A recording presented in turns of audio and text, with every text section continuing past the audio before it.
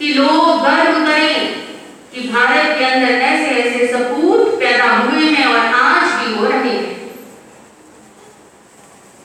आप लोग अपने माता पिता की शान हैं। आपके माता पिता को जैसे आपकी अच्छाइयों के ऊपर महान गर्व की अनुभूति होती है, इसी प्रकार यदि आप उनसे छिपकर कभी कोई गलत काम करते हैं तो उनकी वाइब्रेशंस पकड़ लेती है और उनका दिल दुखी होता है। आप अपने माता पिता, समाज और देश को दुखी करने के लिए पैदा नहीं हुए हो। अपितु आपका कॉन्ट्रिब्यूशन हैप्पीनेस फैलाने के लिए और अच्छा आचरण बनाने के लिए होना चाहिए। आप सब बच्चों में से, आप सब युवक और युवतियों में से कल को कोई राम पैदा होगा, आप में से कोई कबीर बन जाएगा, आप में से कोई महात्मा बुद्ध जन्म लेगा, आप में से कोई जीसस क्राइस्ट बन जाएगा, आप में से कोई गुरु नानक के रूप में महान बनेगा, आप में से भी कोई पार्श्वनाथ बन जाएगा, आप में से ही ऋषभ देव बनने की संभावना है। वे कोई स्टील के बने हुए नहीं थे, वे कोई लोहे के बने हुए नहीं थे, वे भी किसी माता पिता की ही जीती जागती संतान थे जिन्होंने अपने जीवन को महान बनाया और आज वो ग्रेट पर्संस के रूप में पूजे जाते हैं। आप बच्चियों में से ही कोई मीरा बनेगी, कोई सावित्री, कल को आप बच्चियों में से कोई कल्पना चावला बनेगी और कोई प्रतिभा पाटिल, आप बच्चियों में से ही कल को कोई चंदन बाला बनेगी और कोई सती सोमा बनेगी। आप एक गौरव हैं, आप भविष्य की ख्याति हैं, आप नन्हे फरिश्ते हैं। अपने गौरव को पहचानते हुए अपने जीवन में महान बनने के लिए 3 सूत्र अपनाइए।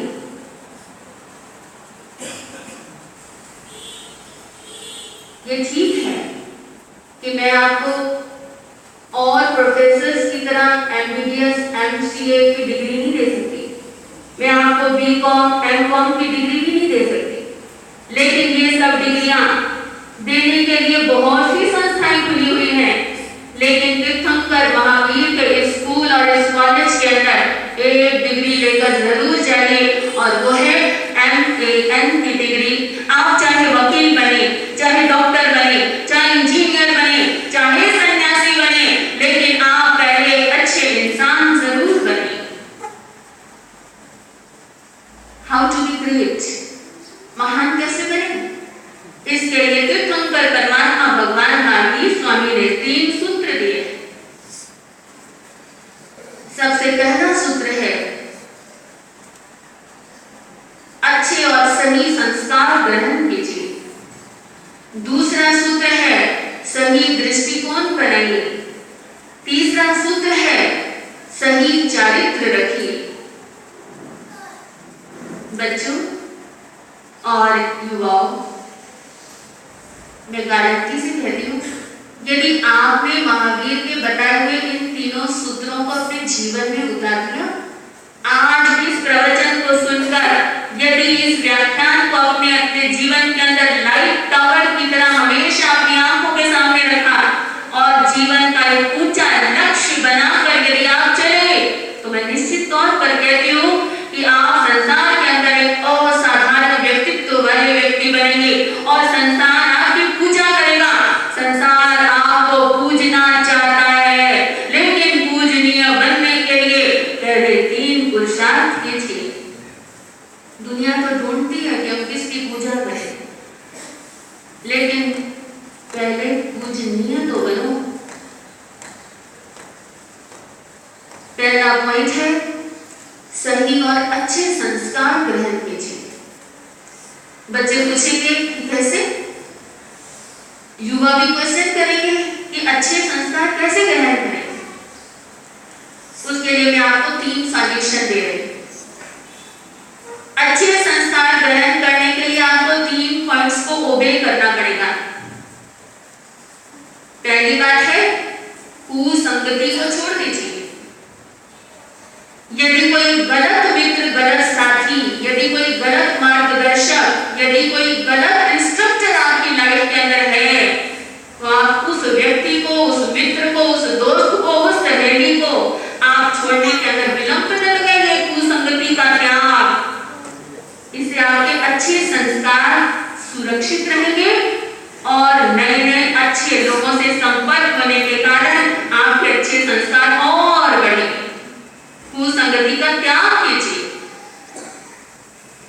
जो आपके दोस्त और जो आपकी सहेलियां आपको गलत सुझाव देते हैं, गलत राय देते हैं, माता पिता से डरने की क्या जरूरत है? आज का जमाना तो इतना एडवांस हो गया है। तुम अभी तक अपने माँ बाप से डरते हो, तुम अपने अध्यापकों से डरते हो, तुम अपने गुरुजनों से डरते हो। अरे स्थानक में क्या रखा है? वहां प्रवचन सुनने क्यों जाते हो? गुरुओं के पास क्या है? जो लोग आपको इस तरह का निर्भय बनाना चाहते हैं, वो आपको निर्भय नहीं बना रहे हैं, वो आपको पतन के गड्ढे के अंदर धकेल कर और तुम्हें गिरा हुआ देखकर खुश होना चाहते हैं। वास्तव में वो तुम्हारे मित्र नहीं है, वो तुम्हारे क्या है? वो शत्रु है। लेकिन तुमने उन शत्रुओं को अपना मित्र माना हुआ है और जो तुम्हारे सही मित्र हैं तुम उन्हें क्या मानते हो? उनके वचनों के ऊपर शंका करके उन्हें शत्रु की तरह मानते। इसलिए अच्छे संस्कार ग्रहण करने की पहली कंडीशन है कि कुसंगति का क्या करना है बच्चों? हाँ, तो मैं आपसे तो बातें कर रही हूँ। नन्हे नन्हे बच्चे इस उपास्य के अंदर देखो तो कैसे मुख वस्त्रिकाएं लगा के बैठे हुए हैं। क्या कोई आसान काम है? एक छोटा बच्चा जो गलियों के अंदर कूदता है, घूमता है, टीवी के आगे 2-2 घंटे बैठा रहता है, वीडियो गेम्स खेलता है, उसे हर समय कंप्यूटर चाहिए, नेट चाहिए, और ऐसी इस आयु के अंदर ये मेरे नन्हे मुन्ने बालक और बालिकाएं, ये युवा वर्ग अगर मुख वस्त्रिका लगाकर हमारे सामने संतों के प्रवचन सुनने के लिए यहाँ उपस्थित है, तो इससे बड़ी उपलब्धि आपको इस चातुर्मास के अंदर और क्या हो सकती है? यदि बच्चे सुधर गए तो संपूर्ण देश सुधर जाएगा, और यदि एक एक देश सुधर गया तो सारा विश्व सुधर जाएगा।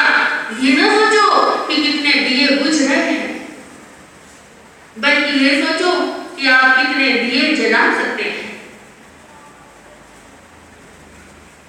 ये ठीक है कि आप जितने दिए जलाएंगे उनमें से सभी लाइफ लॉन्ग जले नहीं रहेंगे, कुछ बुझ भी जाएंगे।